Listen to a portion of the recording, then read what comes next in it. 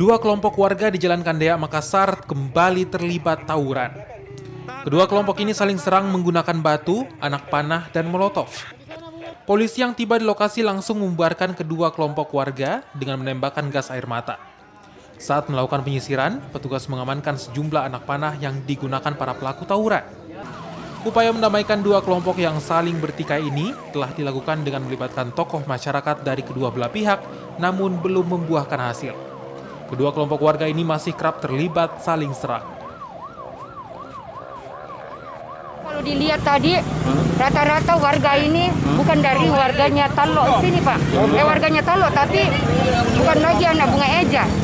Ya, tetapi kebanyakan dari Lembo lagi yang masuk. Lembo lagi, Bu, ya. Itu yang terlihat dari hasil hasil lidiknya anggota. Bu, tadi mereka perang pakai apa, Bu?